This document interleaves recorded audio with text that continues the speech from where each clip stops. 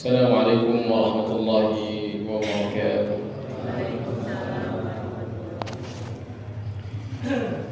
Innal hamdalillah nahmaduhu wa nasta'inuhu wa nastaghfiruh wa na'udzu billahi min shururi anfusina wa min sayyiati a'malina. Man yahdihillahu fala mudilla lahu wa man yudlil fala hadiya lahu. أشهد أن لا إله إلا الله وحده لا شريك له وأشهد أن محمدا عبده ورسوله صلى الله عليه وعلى آله وأصحابه ومن تبعهم بإحسان إلى يوم الدين. وقد قال تبارك وتعالى: أعوذ بالله من الشيطان الرجيم، يا أيها الذين آمنوا اتقوا الله اتقوا الله حق تقاته ولا تموتن إلا وأنتم مسلمون. يا أيها الناس اتقوا ربكم الذي خلقكم من نفس واحدة وخلق منها زوجها وبث منهما رجالا كثيرا ونساء. اتقوا الله الذي تساءلون به والأرحام إن الله كان عليكم رقيبا.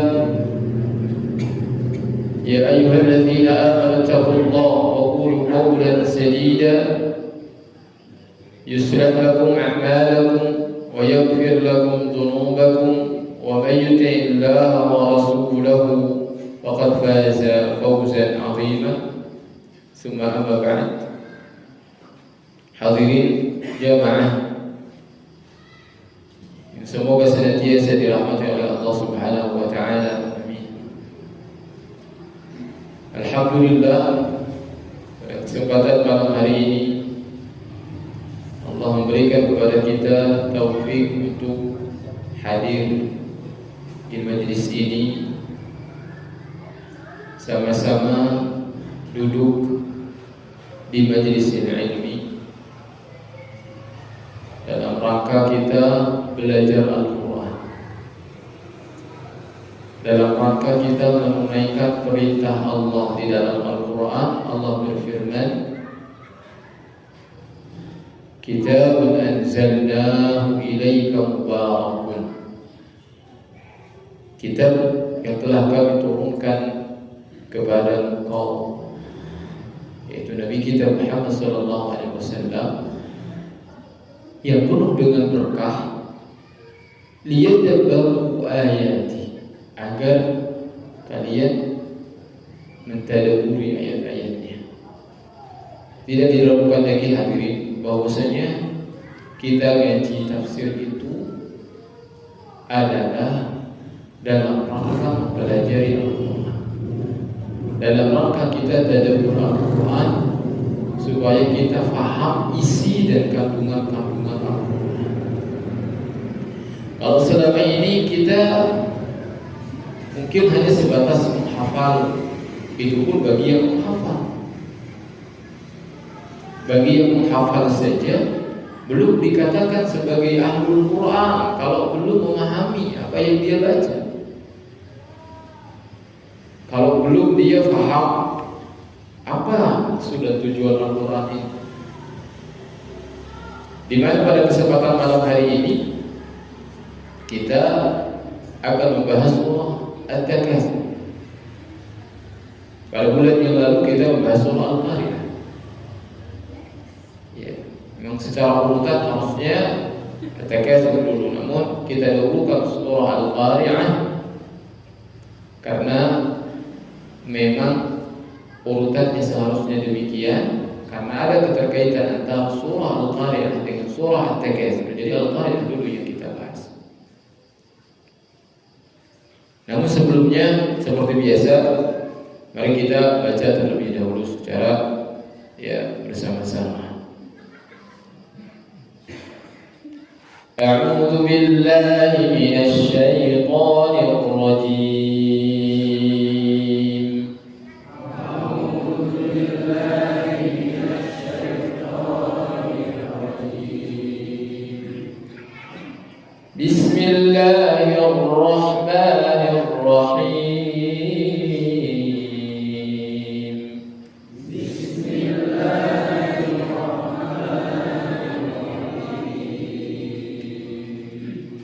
ألهاكم التكاثر حتى زرتم المقابر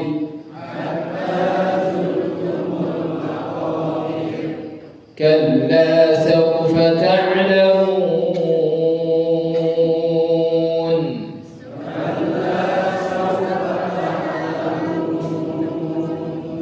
ثم كلا سوف تعلمون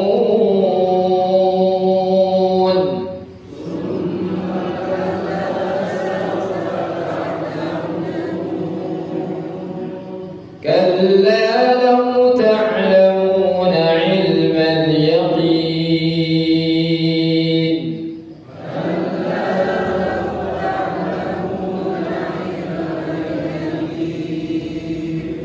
لترون الجحيم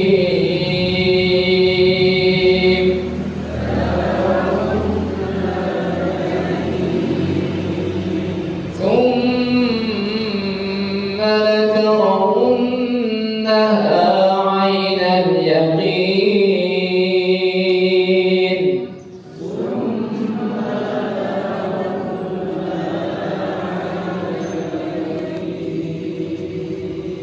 ثم لتسألن يومئذ عن النعيم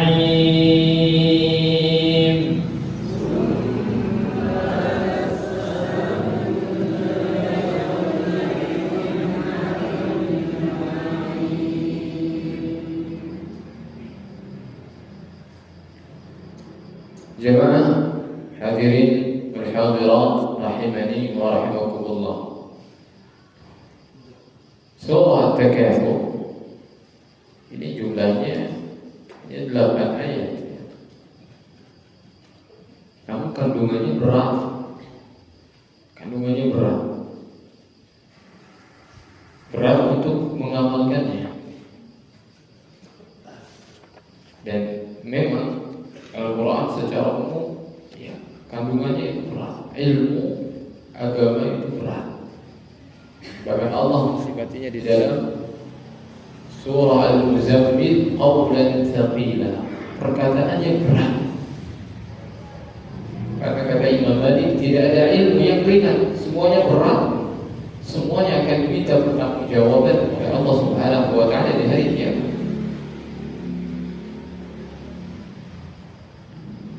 Surah At-Takatsur secara urutan setelah surah Al-Qari'ah. Di bulan yang lalu kita bahas surah Al-Qari'ah.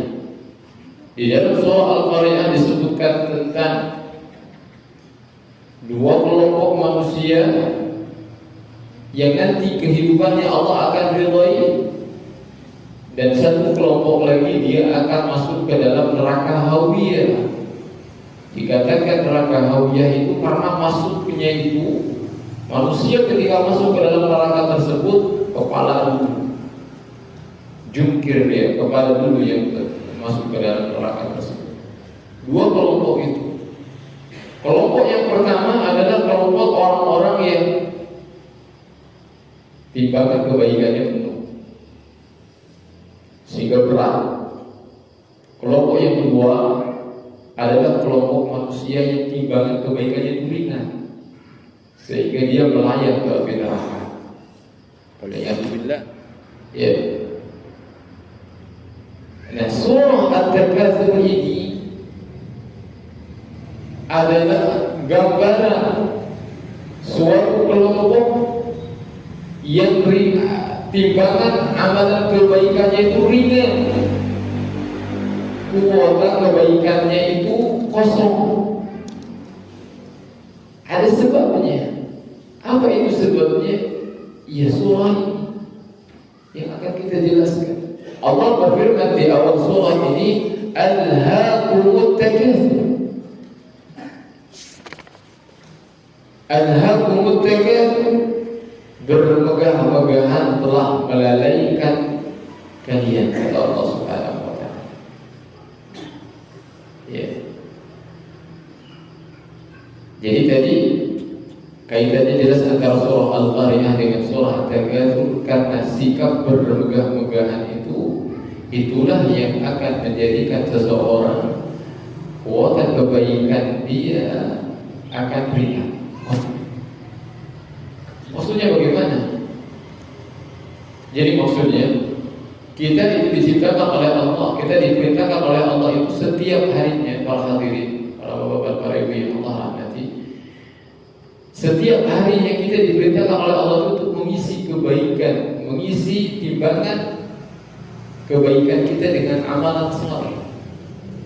Kita isi dengan apa? Dengan ibadah, dengan salat, dengan zikir, dengan baca Quran, dengan bersedekah, dengan berbuat baik kepada orang tua, berbuat baik kepada tetangga, dengan berkata yang baik, dengan berjualan dengan yang jujur. Semua kebaikan itu akan mengisi timbangan kebaikan kita itu. Namun ketika seseorang terjerumus ke dalam perbuatan at-takatsur, pasti dia akan terlalaikan dari mengisi timbangan kebaikan dia. At-takatsur ini kalau dari segi katanya kan takatsara yatakatsaru takatsuran, yaitu saling berlomba-lomba memperbanyak sesuatu. Saling berlomba-lomba memperbanyak sesuatu. Dikatakan at-takatsur. Ya. Kemudian dimaknai di sini kalau kita dapatkan salah satu pemaknaan at-takatsur bermegah-megahan. Ya. Karena memang tujuan seseorang memperbanyak harta, berlomba-lomba memperbanyak harta itu adalah untuk bermegah-megahan dia, saling berbangga-bangga dengan harta yang dia punya, dengan harta yang dia miliki. Dan ini sudah keluar daripada kewajaran manusia. Saya bertanya, hadirin, boleh nggak orang cari duit? Boleh nggak? Punya mobil boleh? Punya rumah? Kebun? Boleh. Boleh. Dia cari harta untuk memenuhi kebutuhan dia, ngasih makan anak dan istrinya, pahala. Kata Rasulullah, hatta luqmah yang kau jadikan fi mar'atik, satu suapan yang kau jadikan itu di mulut istrimu, itu kebaikan, kata Rasulullah sallallahu alaihi wasallam. Selama masih di dalam jalur ruang lingkup itu adalah kebutuhan, boleh, tidak ada yang melarang. Namun kalau sudah keluar dari itu, kapan seorang keluar dari itu? Ketika sudah masuk ke dalam ruang lingkup at-takatsur, dia berlomba-lomba yang tujuannya adalah bermegah-megahan. Jadi kata bermegah-megahan, ya kata berlomba-lomba untuk banyak-banyakan, itu sudah keluar daripada kebutuhan. Ya. Dan Allah menyebutkan di sini alhaakumut takatsur, pokoknya bermegah-megah, pokoknya saling banyak-banyakan, saling berlomba-lomba. Dalam hal apa? Allah sebutkan di sini. Bukan hanya dalam harta, bukan hanya dalam uang. Dikatakan oleh Syekh Abdul Rahman As-Sa'di, Allah menyebutkan di sini, Allah menyebutkan secara umum karena tujuannya umum. Allah ingin menyampaikan kepada kita, siapapun yang berlomba-lomba, bermegah-megahan, saling berbangga-bangga, baik itu dalam harta, anak, suku, ya, kedudukan, jabatan, bahkan ilmu hadirin. Kalau ilmu ditujukannya menjadi tujuannya bukan untuk mendapatkan kedudukan di sisi Allah hanya untuk sebagai membangga-banggakan saja. Dan ini bukan ilmu. Kalau ilmu dunia jelas mungkin banyak di antara manusia yang ingin menyekolahkan anaknya tinggi-tinggi, menyekolahkan sampai ke luar negeri supaya terdengar oleh tetangganya dia bangga anaknya sudah sukses sekolahnya di luar negeri. Ya, itu jelas. Ini ilmu agama juga masuk. Seorang memperbanyak misalkan hafalan Al-Quran. Orang tua yang menyekolahkan anaknya, iya kan, dia masukkan ke sekolah Quran, dibuat banyak hafalannya. Jadi kalau sudah banyak hafalannya, dia ceritakan tetangganya, anak saya sudah hafal 10 juz. Ya. Anak saya sudah selesai hafalan Al-Qurannya, anak saya sudah wisuda, anak saya sudah menjabat gelar hafidh dan hafidhah. Bangga dia. Hari ini itu terjadi. Berlomba-lomba manusia untuk memperbanyak hafalan Quran tanpa tahu isinya, tanpa mau maknanya, tanpa tahu hal tersebut, cuma hafalan saja. Orang tuanya jadi senang, orang tuanya jadi bangga. Ya. Dia bikin status ini dan itu, aduh, masuk ke dalam anhar untuk takatsur, berbangga-bangga dia.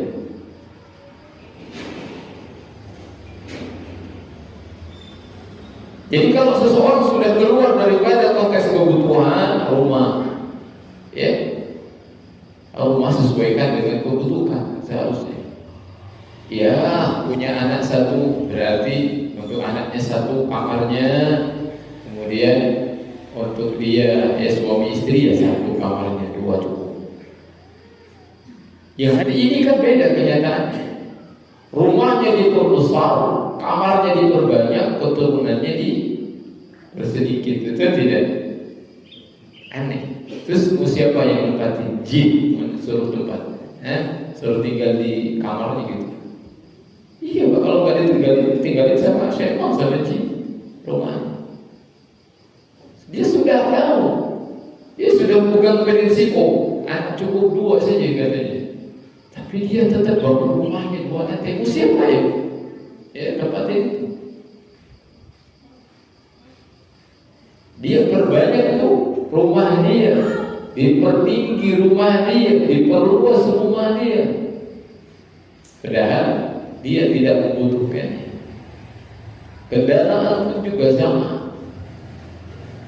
Sudah beli satu, tambah lagi terus. Beli kebun, semakin banyak kebunnya semakin luas. Ini masuk ke dalam kategori at-takatsur. Dan ketika seseorang memperbanyak sesuatu, pasti dia akan mengurus banyak sesuatu. Betul tidak? Mungkin dia biarkan rumahnya banyak, vilanya yang di sana, yang di situ, pasti dia urus. Kalau banyak mengurus, pasti banyak menguras. Sebenarnya menguras tenaga, menguras pikiran, menguras duit juga, semuanya dia kuras. Kapan beramal salehnya? Nah, baru kan?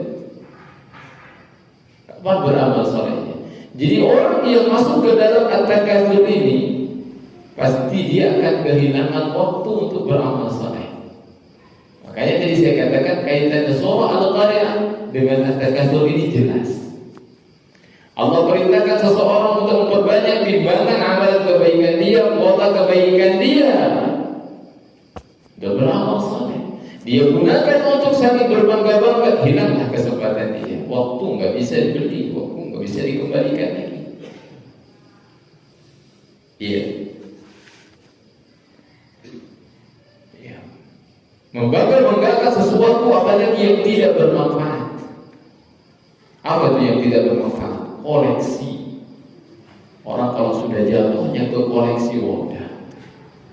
Mobil hanya sebagai sarana koleksi saja, koleksi mobil, koleksi rumah, ada koleksi rumah.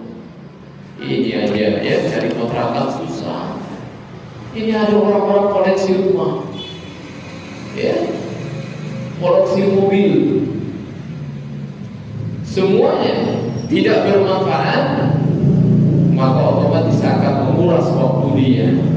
Itu akan menghabiskan waktu sehingga tidak ada kesempatan dia untuk beramal saleh. Perhatikan dalam sebuah hadis riwayat Qatadah dari Mutarrif dari ayahnya, di mana ayahnya pernah mendatangi Rasulullah SAW ketika beliau SAW sedang membacakan surah At-Takatsur. Kemudian baginda SAW bersabda setelah itu, yaqulu ibnu Adam mali mali. Anak Adam mengatakan hartaku, hartaku. Qala, kemudian Rasulullah bersabda, wa hal laka ya ibnu Adam min malika illa ma akalta fa abnayt aw labista fa abnayt aw tasaddaqta fa amdayt. Di sini Rasulullah menyebutkan, bukankah hartamu yang engkau miliki sesungguhnya wahai anak manusia itu yang engkau makan lantas habis, yang engkau pakai lantas rusak, yang engkau sedekahkan lantas menjadi tabungan di akhirat. Itu yang menjadi harta engkau. Tapi kenapa engkau terus memperbanyak harta, padahal harta tersebut tidak akan pernah kamu makan semuanya.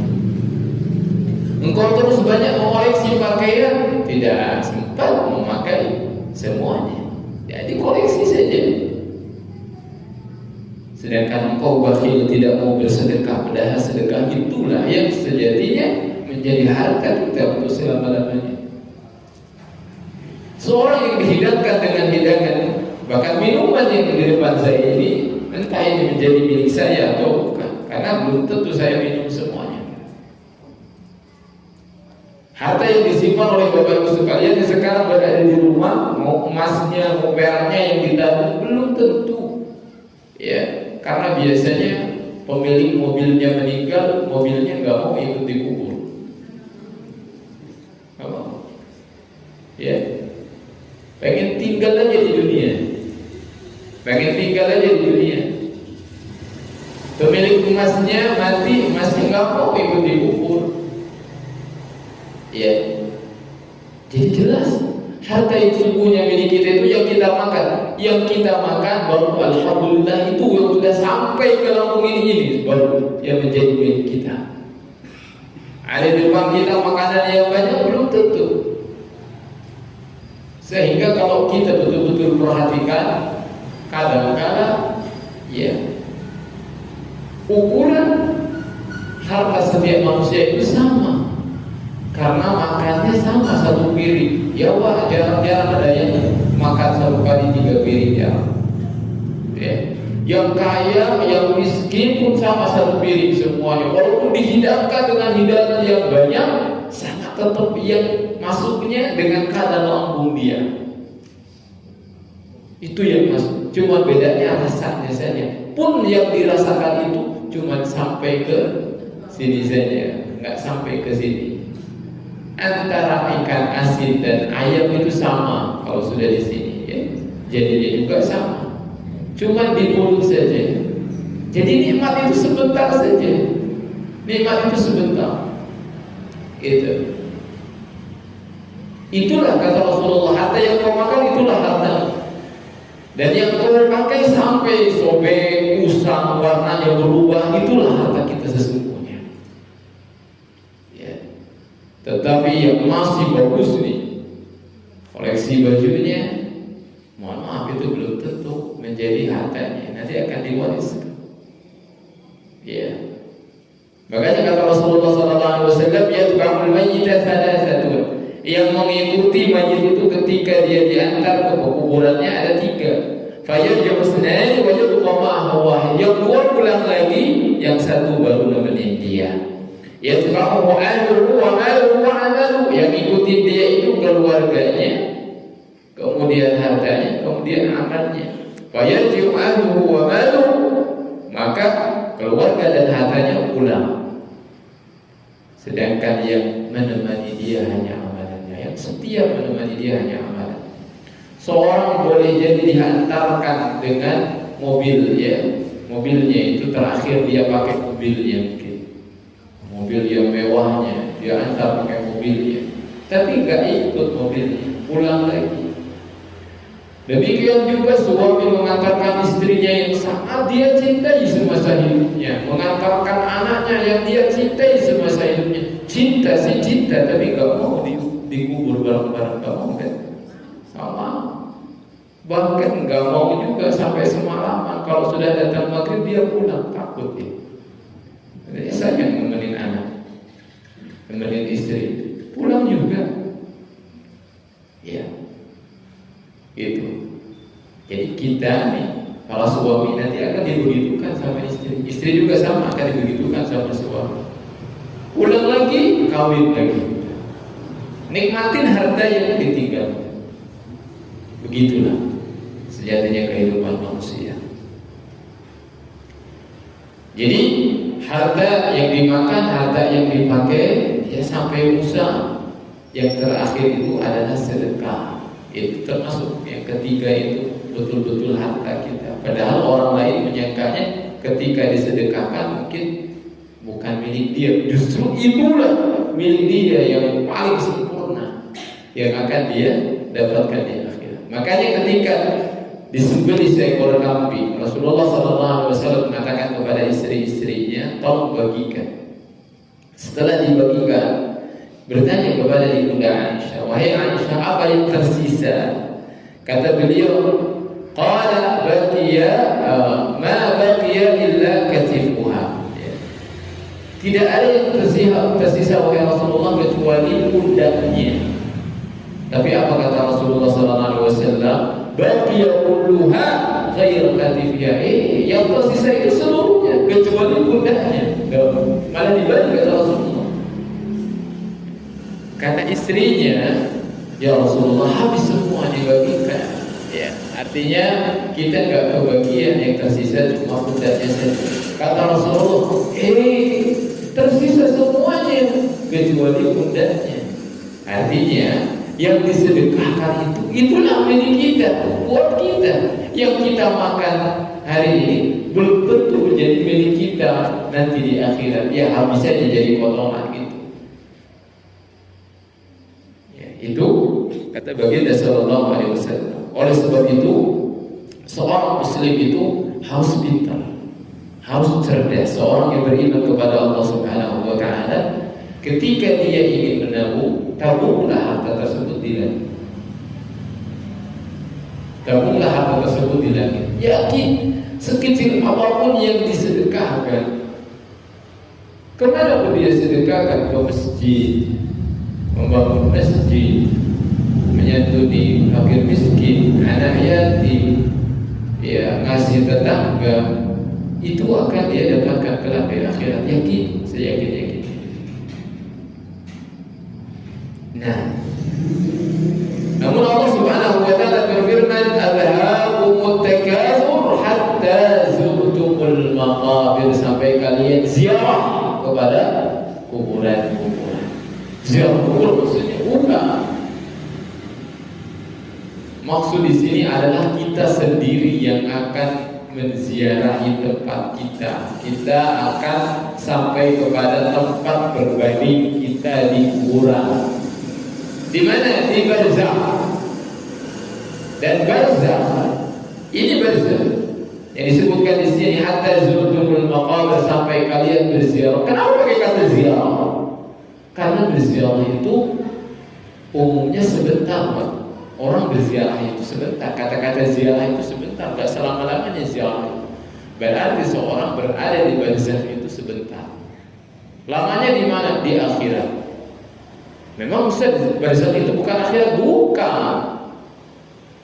Ya, bukan. Barzakh itu dinding pemisah. Barzakh itu orang berarti sudah enggak di dunia lagi, tapi belum masuk ke akhirat. Itu barzakh. Di barzakh itu apa yang akan dia lihat? Yang pertama kali dia akan dibangunkan oleh munkar wa nakir. Akan ditanya dengan 3 pertanyaan. Kalau dia orangnya baik, orangnya beriman, tidak dia memiliki dosa, atau dosanya ringan akan diampuni, dia akan diberikan nikmat kubur, diluaskan kuburannya. Sebagaimana dalam doa akan kita berdoa, mendoakan mayit begitu, wa wasi'u khalahu, ya Allah luaskan kuburannya, tempatnya, ya, wa abdilhu daran khairan min dari, diganti rumahnya di sana dengan rumah yang lebih baik dari di dunia, keluarga lebih baik daripada keluarga di dunia. Nanti dia akan ditemani. Ya. Jadi orang yang berada dalam kuburnya yang menerangi dia apa? Lampu di atas. Bukan amalan solehnya. Orang dikasih lampu mau 1000 watt juga, kalau orangnya adalah orang yang tidak saleh, gelap di kuburannya. Gelap di kuburannya. Sebaliknya dia mati di mana? Mati di lautan, mati di hutan, dia dikubur atau tempat yang gelap bagaimanapun juga. Kalau dia adalah orang yang baik, beramal saleh, terang kuburannya, luas kuburannya. Seperti itu. Ya, ziarah di sini karena sebentar. Orang-orang yang sudah mati 1000 tahun, 2000 tahun yang lalu, itu mereka ketika dibangkitkan nanti di mahsyar, mereka akan mengatakan, ya, man ba'atsana min marqadina, siapa yang telah membangunkan kami dari tidur kami ini, katanya begitu. Jadi serasa sebentar saja orang yang mati tersebut. Hatta zurtumul maqabir. Dan hatta zurtumul maqabir ini, ya, nah, maksud dia seseorang akan terus lalai dia. Kalau dia tidak beriman kepada Allah, dia tidak berpikir sekali lagi, merenung, dia tidak merenung, dia akan terus begitu sampai dia menziarahi kubur dia. Maksudnya apa? Ayat setelahnya, kalla sawfa ta'lamun. Oh, ternyata benar. Ternyata inilah yang selama ini diancamkan ketika di dunia. Ya Allah Subhanahu wa taala. Maksud ayat hatta zurtumul maqabir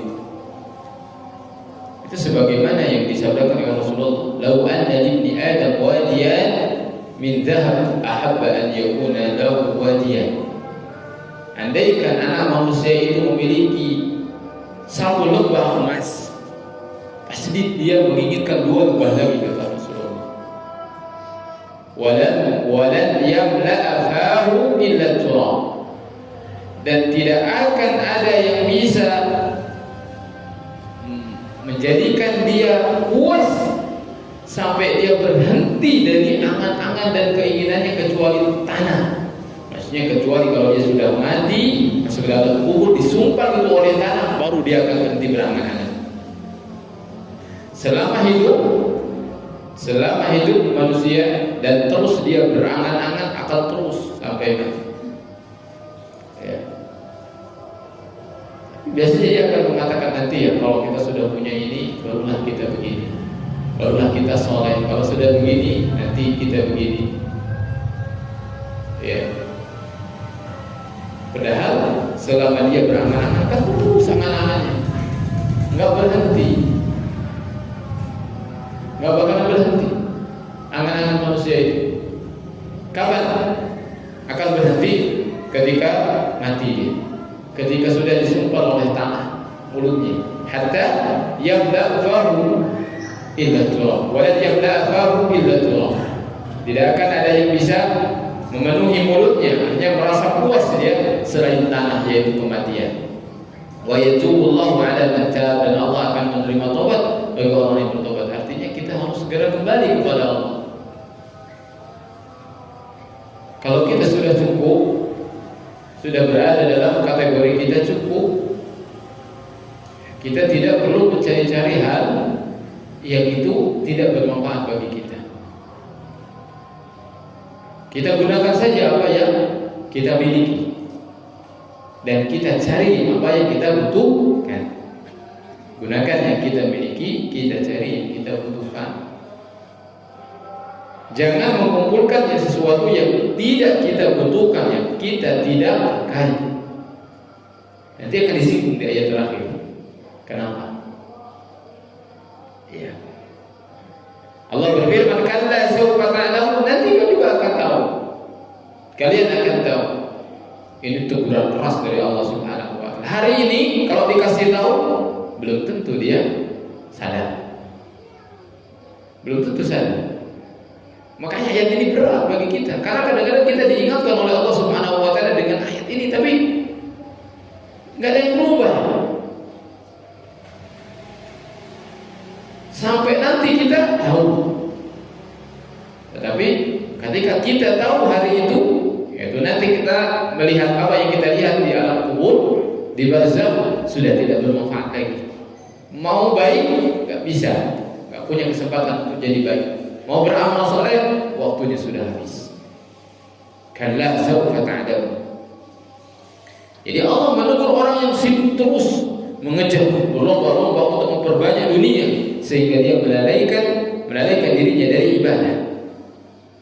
Dan jika dia tetap melakukannya, dia akan merasakan siksanya, dia akan merasakan azabnya. Kalla sawfa ta'lamun. Makanya Sayyiduna Ali radhiyallahu taala an, beliau mengatakan, kunna nasyuku fi adzabil qabr. Dulu kami ragu dengan azab kubur. Hatta nazalat hadhihi ayat. Sampai ayat ini turun kami yakin. Artinya, maksudnya ragu bagaimana? Ustaz, ragu enggak percaya. Kadang ragu itu dimaksudkan juga Allah taala alam, kita yang tahu katanya ada kubur tapi kita biasa-biasa saja, itu berarti kita seperti orang yang meragukan akan terjadi. Namun ketika sudah diingatkan oleh ayat ini dan sadar, barulah yakin. Ya. Jadi ketika seseorang yakin, benar-benar yakin dengan azab kubur, meskipun dia belum sampai kepada kubur dia, belum mati dia, maka orang tersebut itu sudah dikatakan ilmu, sudah dikatakan tahu. Makanya ayat setelahnya, summa kalla sawfa ta'lamun, kalla law ta'lamuna ilmal yaqin. Ilmul yaqin. Ya. Jadi dalam ayat ini Allah menyinggung seandainya mereka yang berbangga-bangga, berlomba-lomba perbanyak harta itu, mereka mengetahui sebenar-benarnya bagaimana neraka jahanam itu, pasti mereka akan berhenti. Pasti mereka akan berhenti, udah gak bakalan nyari-nyari lagi sesuatu yang gak guna itu, akan fokus saja mengejar ibadah sembari memenuhi kebutuhan yang memang itu dibutuhkan oleh kita dalam kehidupan ini. Ya, begitu. Kalau dia betul-betul tahu tentang jahanam itu seperti apa, jadi dia tidak akan lagi dan akan fokus dalam beribadah. La tarawunnal jahim, kata Allah, dan saya kamu benar-benar akan melihat neraka jahanam. Ya. Di sini pertama disebutkan urutan dulu ya, ilmu yakin. Dan ilmu yakin ini ada yang tidak memilikinya sama sekali, seperti orang-orang kafir tidak percaya mereka kepada hari akhirat. Adapun kita percaya, kita yakin, namun keyakinan kita bertingkat-tingkat. Nah, itu. Orang yang taat, orang yang takwa, saleh, keyakinannya, ilmu yakinnya itu berarti tinggi. Orang yang kalau ditanya, kamu yakin ada akhirat, yakin, kenapa enggak sholat, kenapa enggak ibadah, berarti tingkat keyakinannya itu sangat kecil, sangat sedikit. Karena orang yang yakin itu ya sebagaimana harusnya seperti kita mencari dunia ya, mencari dunia. Kan kita nyari dunia itu, kenapa kita nyari dunia? Karena kita betul-betul yakin besok masih hidup, ya enggak? Hah? Coba kalau kata dokternya, udah kamu tuh besok tuh mati, udah nggak ada lagi, cuma 4 jam lagi. Kira-kira mau mikirin hartanya? Enggak lagi, mikirnya pasti tobat ya. karena udah gak yakin hidup. Nah, kita harus seperti itu. Tapi manusia bukan yakin dia akan mati, tapi dia yakin besok akan hidup. Padahal hidupnya besok belum tentu. Tapi mati esok itu adalah sesuatu yang pasti. Betul tidak? Kembali kita hidup itu aneh. Sesuatu yang harusnya diyakini dan pasti, karena kita nggak yakin. Tapi kita sangat yakin kepada sesuatu yang belum pasti. Makanya kita masih terus cari harta ini, cari uang. Ya, karena yakin besok masih kita makan, masih kita nikmati. Gitu ya. La tarawunnal jahim. Kalian akan melihat neraka. Besok-besok kalian akan melihat azab kubur. Kalau tadi azab kubur, hatta zurtumul maqabir, sebagaimana yang dikatakan oleh Al-Imam At-Tabari, ayat ini menunjukkan bahwasanya azab kubur itu nyata ada. Tetapi kalau ayat la tarawunnal jahim ini azab akhirat, neraka. Karena neraka itu belum ada yang masuk hari ini. Fir'aun belum masuk ke dalam neraka. Di kuburan baru di barzakh saja, tapi disiksa di barzaknya. Al-Qur'an disebutkan annahu yuraduna 'alaiha ghuduwwan wa 'ashiyya. Jadi siang hari, pagi malam itu neraka yang ditampakin pada Fir'aun sama tentara-tentaranya, pengikut-pengikut Fir'aun. Ditampakin. Baru nanti ketika tegak hari kiamat baru mereka akan dimasukkan dalam neraka. Ini belum ada penghuninya neraka hari ini, tapi sudah dijadikan siksa juga dengan ditampakkan kepada para penghuni kubur yang neraka. Ya. Dan al-jahim itu salah satu nama neraka. Dikatakan jahim karena apinya sangat kuat gejolaknya. Banyak nama-nama neraka itu seperti lava ya, yang menunjukkan apinya itu sangat menyala-nyala. As-sa'ir, jadi apinya itu dinyalakan oleh Allah Subhanahu wa taala. Saqar itu salah satu nama dari neraka juga dinamakan saqar ini, dan menunjukkan level siksaannya. Dan neraka saqar itu disebutkan untuk level siksaan orang yang meninggalkan salat. Ya. Yang meninggalkan salat disiksa oleh neraka saqar. Bagaimana neraka saqar? La tubqi wa la tadhar. Yaitu neraka yang tidak akan pernah menyisakan apa yang dia lahap, apa yang dia siksa, habis pokoknya. Tulangnya, dagingnya, kulitnya semua habis sama dia, dihancurkan. Al-Hutamah juga sama, menghancurkan melumat siapapun yang memasuki dia. Hawiyah juga dalam surah Al-Qariyah. Itu juga kenapa dikatakan hawiyah namanya, karena orang yang masuk ke sana dia kepala dulu yang masuknya. Ya. Nah, sebagaimana neraka al-jahim itu juga ada namanya jahannam. Kita sering katakan jahannam karena jahannam itu neraka yang sangat dalam. Sampai-sampai baru dimasukkan ke dalam neraka tersebut baru sampai ke dasarnya selama 7.000 tahun. 70 tahun, 70 baru sampai. Itu dalamnya gimana? Dalamnya gimana? Batu dilemparkan 70 tahun baru sampai ya dalam sekali jahanam. Bisa keluar nggak kira-kira?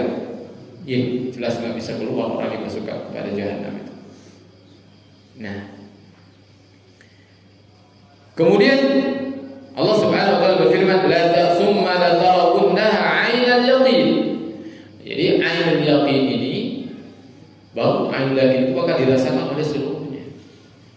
Orang akan menyeberang jahanam semuanya, akan nyeberang di atas neraka semuanya. Wa in minkum illa wariduha, kata dalam surah Maryam. Semua kalian semuanya pasti akan mendatangi neraka. Maksudnya mendatangi neraka bukan merasakan neraka, bukan, akan berjalan di atas neraka.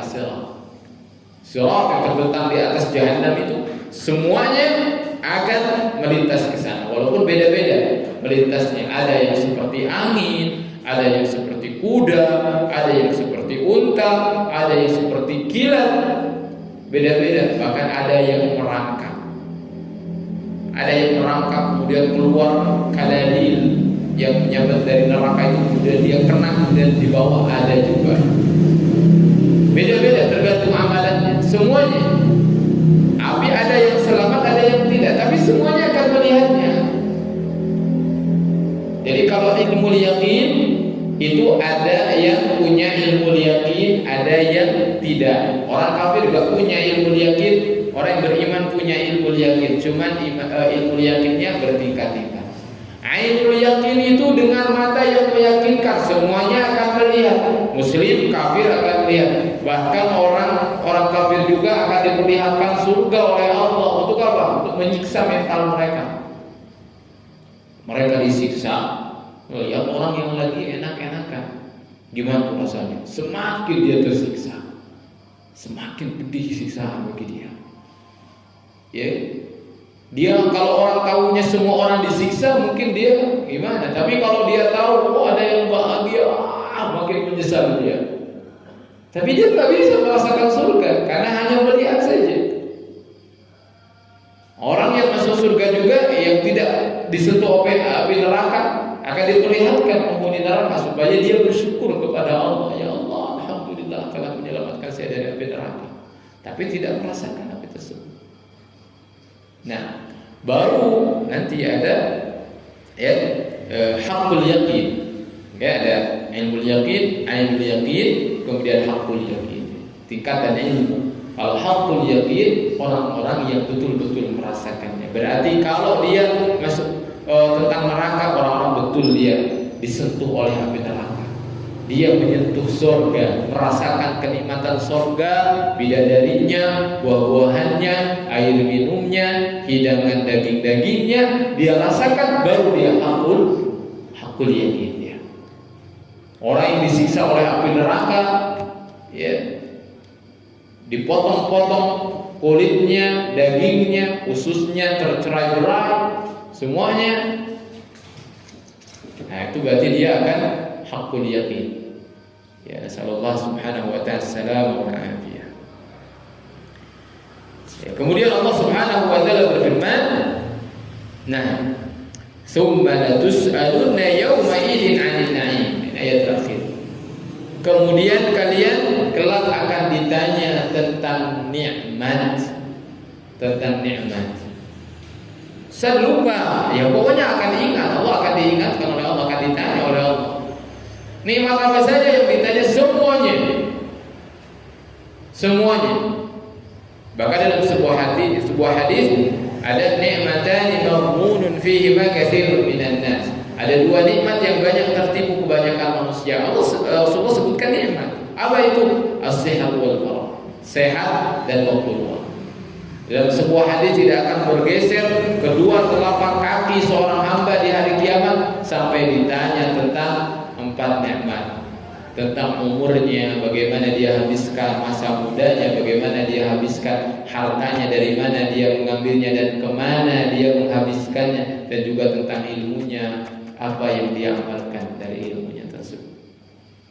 Nikmat semuanya akan ditanya oleh Allah Subhanahu wa ta'ala. Sampai air putih pun juga dan sebiji kurma Allah akan tanya.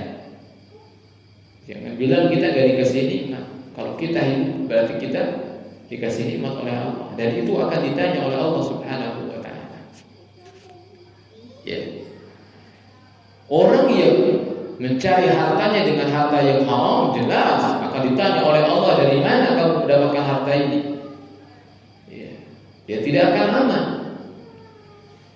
Berikutnya orang yang dia mencari hartanya dengan halal, dengan jual beli dengan halal, ya, atau dengan dia mendapatkan harta warisan mungkin dengan cara yang halal, tetap juga belum tentu aman dari pertanyaan kemana dia habiskan. Ya, jadi orang yang mendapatkan hartanya dengan halal saja belum tentu aman. Kenapa? Kemana dia habiskan harta dia? Untuk sesuatu yang halal atau sesuatu yang haram? Ya, sesuatu yang halal akan ditanya juga apa? Untuk apa? Kemana? Ya, apalagi sesuatu yang digunakan untuk hal-hal yang haram akan ditanyakan oleh Allah Subhanahu wa ta'ala. Ya. Jadi seorang punya uang hari ini, dia akan ditanya dipakai jalan-jalan, ya kan?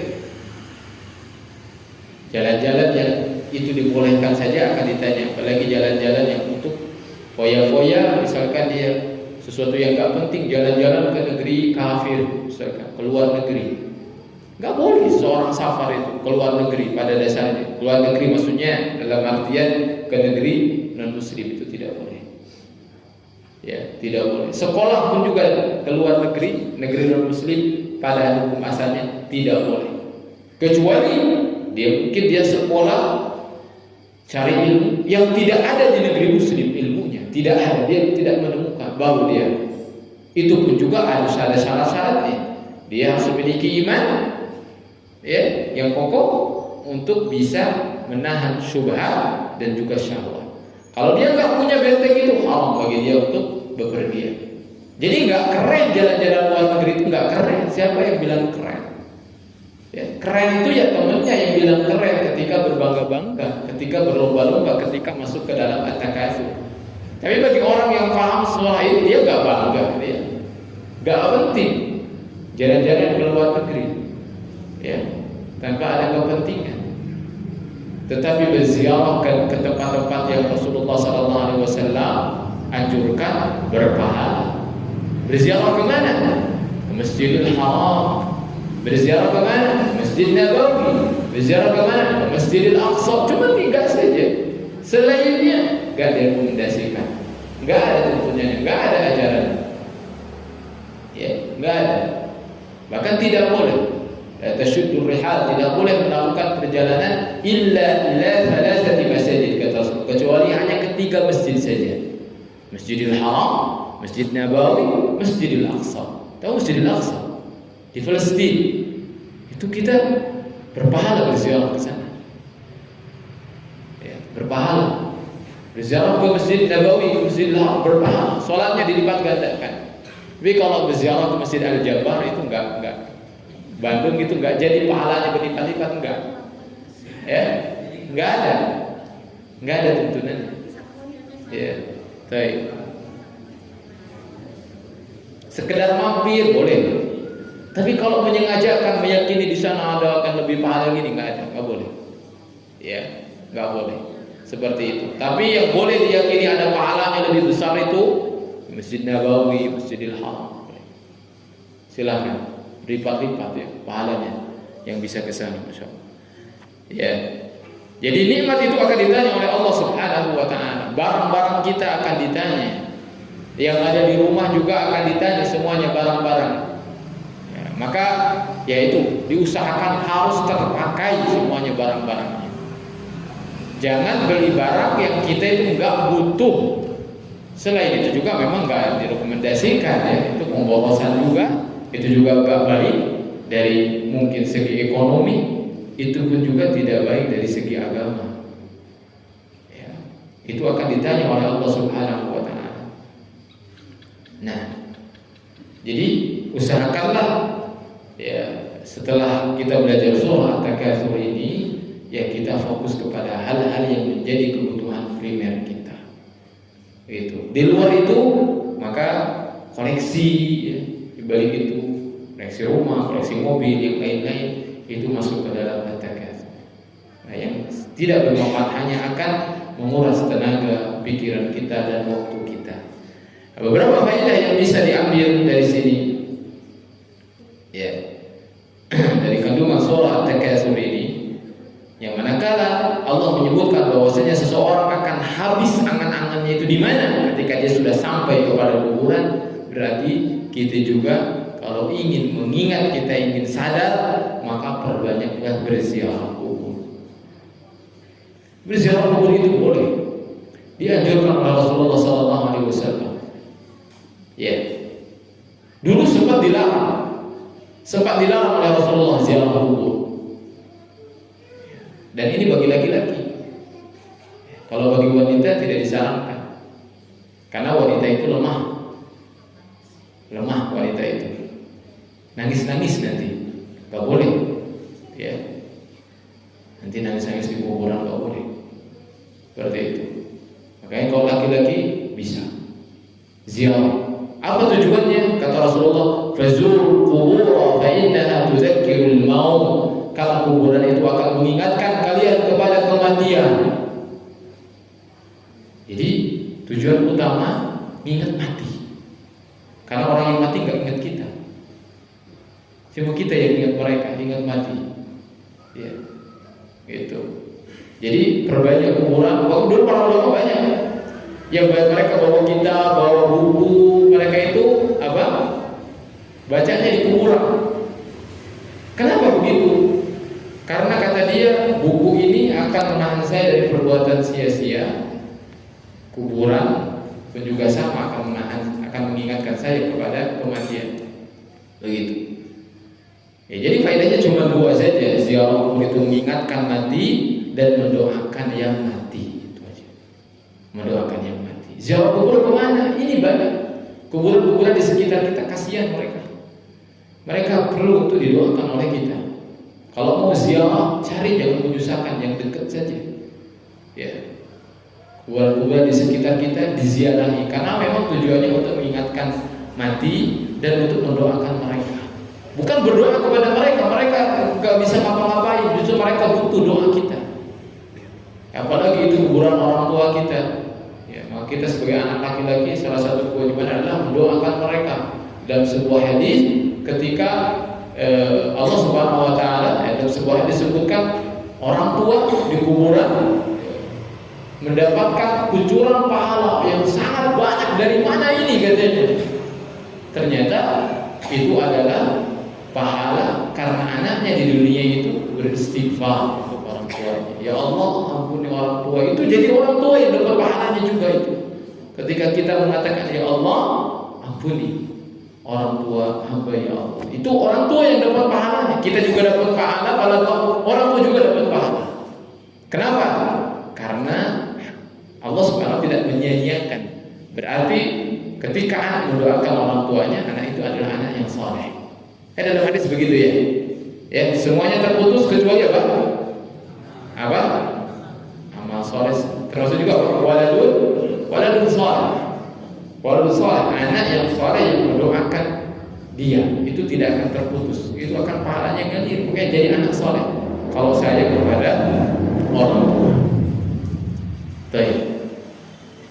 Nah, jadi dianjurkan ziarah kubur itu. Tapi perhatikan adab-adabnya, ya, adab-adab di dalam berziarah kubur. Ya, doakan yang meninggal di sana. Jangan berdoa, jangan meminta kepada penghuni kubur, itu tidak boleh.